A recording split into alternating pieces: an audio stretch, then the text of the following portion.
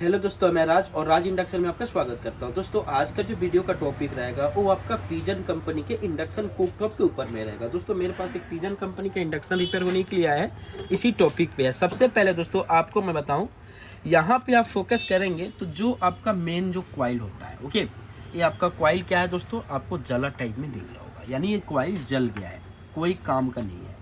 अब दोस्तों कॉइल जलता है बहुत सारे इंडक्शन कुकटॉप में, तो क्या होता है दोस्तों, ये दोनों कैपेसिटर को आपको चेक करना पड़ता है। अधिकतम क्या होता है, जब कॉइल जलती है, कॉइल हीट हो जाती है, तो इसका लोड जो होता है अधिकतम क्या होता है, इस कैपेसिटर पे और 5 माइक्रोफैराड कैपेसिटर पे, ये दोनों पे पड़ता है। कॉइल लगाने से पहले दोनों कैपेसिटर को चेक करना होगा। अभी इसमें प्रॉब्लम क्या है, सबसे पहले आप देखेंगे दोस्तों, ये नए लोगों के लिए वीडियो रहेगा, क्योंकि मैं स्टेप बाय स्टेप उनको बताने वाला हूँ कि कैसे यहाँ पे चेक करेंगे, क्या प्रॉब्लम है। सबसे पहले इंडक्शन कुकटॉप डेड पोजीशन में, यानी बंद है। तो बंद प्रॉब्लम में सबसे पहले आप फ्यूज को चेक करेंगे। तो यहाँ पे फ्यूज आपका क्या है दोस्तों, ओपन है। तो हम सबसे पहले क्या करेंगे, इसके अंदर में फ्यूज लगाते हैं। ओके, यहाँ पे मैं क्या करता हूँ, सबसे पहले यहाँ पे फ्यूज लगाता हूँ मैं। ये इंडक्शन कुकटॉप दोस्तों लगभग मैं आपको मैं बताऊँ सबसे पहले, तो ये मैं 4 साल से रिपेयर कर रहा हूँ। 6 महीना, 8 महीना, 10 महीने में ख़राब होता ही। अभी पहली बार इसका कॉइल ख़राब हुआ है, कॉइल की वजह से आपका IGBT ख़राब हुआ है, नहीं तो 2 बार मैंने IGBT लगा दिया है और अच्छा खासा रिस्पांस दिया। क्योंकि पिजन का इंडक्शन दोस्तों पहले अच्छी क्वालिटी की आती थी, अभी दोस्तों सही नहीं आ रही है। तो दोस्तों यहाँ पे आपको मैं बताया फ्यूज लगा दिया। फ्यूज दोस्तों हमेशा मैं 10 एम्पियर के ही लगाता हूँ। आप 12 एम्पियर, 14 एम्पियर, 15 एम्पियर तक लगा सकते हो, लेकिन हमेशा 10 एम्पियर का ही लगाना चाहिए मेरे हिसाब से। ओके, अब इसको आपको क्या करना है, सीरीज में सप्लाई देना है। किस में दोगे सप्लाई, सीरीज में दोगे। तो यहाँ पे दोस्तों सीरीज में 220 यानी 200 वाट का बल्ब लगा हुआ है। यहाँ पे मैं सीरीज में सप्लाई देता हूँ, तो सीरीज बल्ब क्या है दोस्तों, ग्लो हो रहा है। तो सीरीज बल्ब ग्लो होना मतलब इसके अंदर में शॉर्ट सर्किट जनरेट है। ओके, तो शॉर्ट सर्किट दोस्तों क्या क्या चेक करेंगे, सबसे इंपॉर्टेंट होता है आपका IGBT। देखिए दोस्तों, आपको मैं बताऊं, अगर ऐसे प्रॉब्लम में जैसे फ्यूज लगाते हैं, फ्यूज लगाने के बाद अगर आपका बल्ब ग्लो होता है, तो सबसे पहले आप कॉइल को बाहर निकाल दो। कॉइल का किसी एक पॉइंट को बाहर निकाल दो। ये मैंने लगभग मैं शुरू से ही बोलते आ रहा हूँ, इस टाइप के वीडियो बनाता हूँ तो हमेशा आपको बोलता हूँ। कॉइल को मैंने बाहर निकाल दिया। अब इसको मैं जैसे सप्लाई दे रहा हूँ तो इंडक्शन कुकटॉप का बजर की आवाज़ आ गई। इसका मतलब क्या है दोस्तों, कि आपका IGBT शॉर्ट है। 80% से एबव में अगर कॉइल का पॉइंट निकालने से आपका अगर सीरीज बल्ब जलना बंद हो जाता है, बजर की आवाज़ आ जाती है, तो आप समझ लो आपका क्या है दोस्तों, IGBT ख़राब है। तो हम सबसे पहले क्या चेक करेंगे, IGBT को। तो हम यहाँ पे सबसे पहले क्या चेक कर लेते हैं, मीटर से भी आपको चेक करके मैं दिखा देता हूँ। यहाँ पे ये आपका IGBT का दोनों पॉइंट को, तो आपका IGBT यहाँ पे शॉर्ट हो गया है। ठीक है, अब IGBT यहाँ पे शॉर्ट हो गया है। अभी हम क्या करेंगे दोस्तों, IGBT को बाहर निकालेंगे। तो दोस्तों अभी आप यहाँ पे फोकस करेंगे, तो इसमें मैंने पहले लगाया था 25 N120 लगाया था, TGA यानी ट्रेंगल का IGBT लगाया था। ये IGBT ओरिजिनल होता है दोस्तों। फिर से मैंने दोस्तों इसमें 25 N120 लगाऊंगा। दोस्तों मार्केट में आपको 25 N120 3 टाइप में मिलेगा, जो आपको मैं वीडियो में बता रहा हूँ।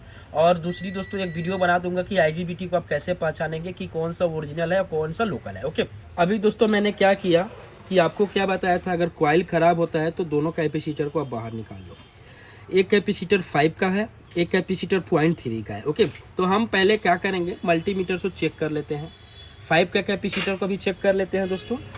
तो सबसे पहले जब भी कैपेसिटर आप मान लो चेक करते हो, तो इसको डिस्चार्ज कर दिया करो, तो आपका मल्टीमीटर ख़राब हो सकता है। ठीक है जी। अभी दोस्तों दोनों कैपेसिटर को आपको चेक करना है। देखिए, कैपेसिटर को चेक करने के लिए आपके पास में मल्टीमीटर में कैपेसिटर की मोड रहती है। जैसे STC का DM9 मॉडल है, 98 मॉडल है, इसमें कैपेसिटर चेक करने के अलग से दिया हुआ है। तो इसमें हम कैपेसिटर को चेक कर लेंगे। सबसे पहले दोस्तों हम चेक करते हैं, यहाँ पे है 5 माइक्रोफैराड है। इसका वैल्यू कितना है दोस्तों, 5 माइक्रोफैराड है। तो हम सबसे पहले चेक करेंगे, तो 5 माइक्रोफैराड का वैल्यू है, तो कितना यहाँ पे शो कर रहा है। कैपेसिटर चेक करते समय दोस्तों आपको बताता हूँ, तो डिस्चार्ज कर लेना चाहिए। ओके, नहीं तो आपका मल्टीमीटर डैमेज हो सकता है। तो हम यहाँ पे चेक करेंगे सबसे पहले, तो यहाँ पे आप फोकस करेंगे कैपेसिटर पे की वैल्यू पे 4.838 आ रहा है। इसका जो वैल्यू है 4.83 आ रहा है। तो कहने का मतलब क्या दोस्तों, एक कैपेसिटर आपका समझ लीजिए लीकेज हो गया। इसकी MFD जो 5 का है दोस्तों, इसकी MFD कम बता रही है। तो ये काम तो करेगा, बट दोस्तों ये IGBT को उड़ा देगा, जैसे लोड पड़ेगा फिर से दोस्तों जल्दी से ख़राब हो जाएगा। इसका मतलब क्या है दोस्तों, कैपेसिटर ख़राब है। ओके, एक कैपेसिटर चेक करने का और तरीका होता है कि इसको चार्ज करो और फिर से डिस्चार्ज करके उसको भी चेक कर सकते हैं। दूसरी दोस्तों यहाँ पे है दोस्तों 0.3 माइक्रोफैराड है, यहाँ पे 0.3 माइक्रोफैराड का है। तो हम अगर इसको पॉइंट में है तो इसको हम मल्टीमीटर से चेक करेंगे तो देख सकते हैं कि मल्टीमीटर में अभी क्या हमारा NF है, यानी क्या होता है नैनो फैराडे है। उसके बाद दोस्तों माइक्रो फैराडे होता है। ऐसे करके इसकी सबसे पहले हम यहाँ पे चेक करते हैं कैपेसिटर को, तो ये दिखा रहा है 289 नैनो फैराडे। ओके, अगर 289 नैनो फैराडे दिखा रहा है, आप क्वेश्चन करोगे सर कि ये तो 0.33 का है। तो नैनो फैराडे को माइक्रो फैराडे में चेक करने के लिए 1000 से आपको डिवाइड करना पड़ेगा, यानी 1000 से भागा देना पड़ेगा।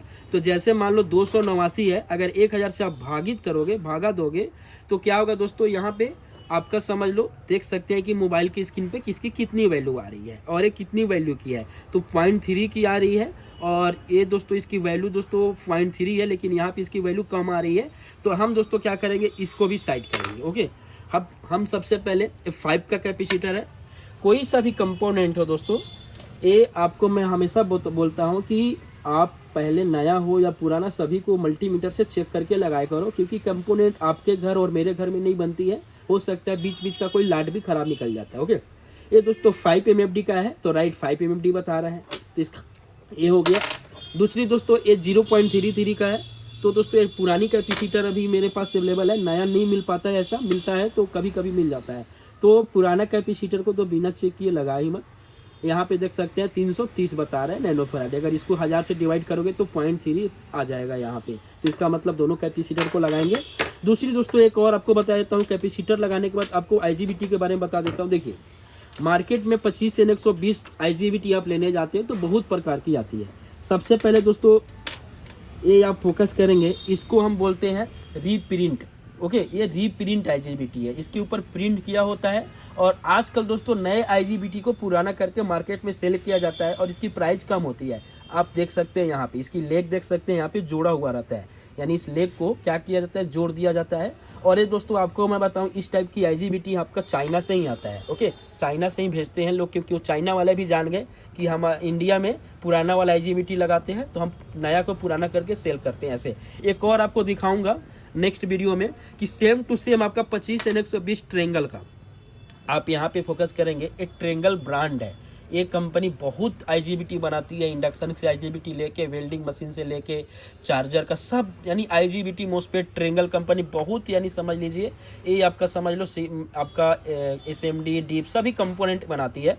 तो ये ट्रेंगल का ओरिजिनल नया IGBT आप देख सकते हैं, ओरिजिनल नया IGBT है जो मेरे ऑनलाइन स्टॉक में अवेलेबल भी है। और ये दोस्तों आपका पुराना है, ओरिजिनल सेम रहेगा, पुराना ओरिजिनल रहेगा। तो ये ओरिजिनल होती है दोस्तों ट्रेंगल का, नहीं तो आपका क्या होता है फेयरचिल्ड का भी आता है, लेकिन अधिकतम आजकल ट्रेंगल का चलता है क्योंकि इसमें कॉपी नहीं आती है। ओके, बस कॉपी हमारे चाइना वाले इसको रीप्रिंट करके सेल कर रहे हैं, आपका एक नेक्स्ट वीडियो में बता दूंगा मैं।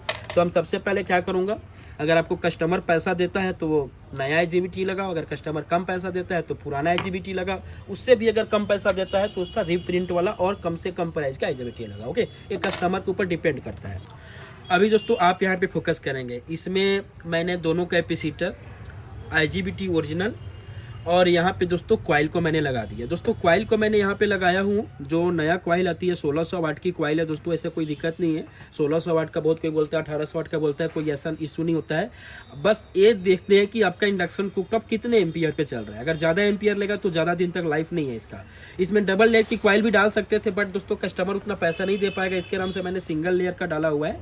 अभी आपको बताऊँ, देखिए दोस्तों कोई सा भी इंडक्शन कुकटॉप में अगर कॉइल लगाते हो, नया कॉइल पहले से अगर जल जाती है, अगर कॉइल लगाते हो तो आपको क्या करना होता है, जो इसका टेम्परेचर सेंसर है, जो टेम्परेचर को मैनेज करता है और माइक्रो कंट्रोलर को बताता है कि हमारा जो मैं जो गर्म हो रहा हूँ, ये हम इतने डिग्री पे गर्म हो रहा हूँ, तो माइक्रो कंट्रोलर को वहाँ पे पता चलते जाता है कि यहाँ टेम्परेचर सेंसर काम कर रहा है कि नहीं कर रहा है। ओके, तो हम सबसे पहले क्या करेंगे, टेम्परेचर सेंसर को नहीं लगाएंगे। कहाँ नहीं लगाएंगे, PCB के जैक में नहीं लगाएंगे। तो नहीं लगाने से क्या होगा कि इसका एक एरर कोड जनरेट होगा कुछ देर चलने के बाद में।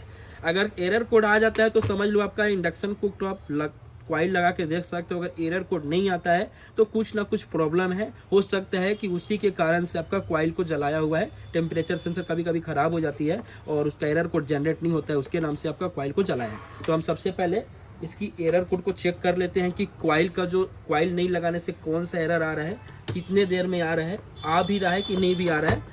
उसके बाद दोस्तों हम कस्टमर को देंगे। ओके, तो दोस्तों अभी आप यहाँ पे फोकस करेंगे कि मैंने इसका कॉइल सेंसर को नहीं लगाया है। तो अभी डिस्प्ले में क्या आ रहा है, E3 का एरर कोड आ रहा है, वो भी आपका 3 मिनट बाद आया है।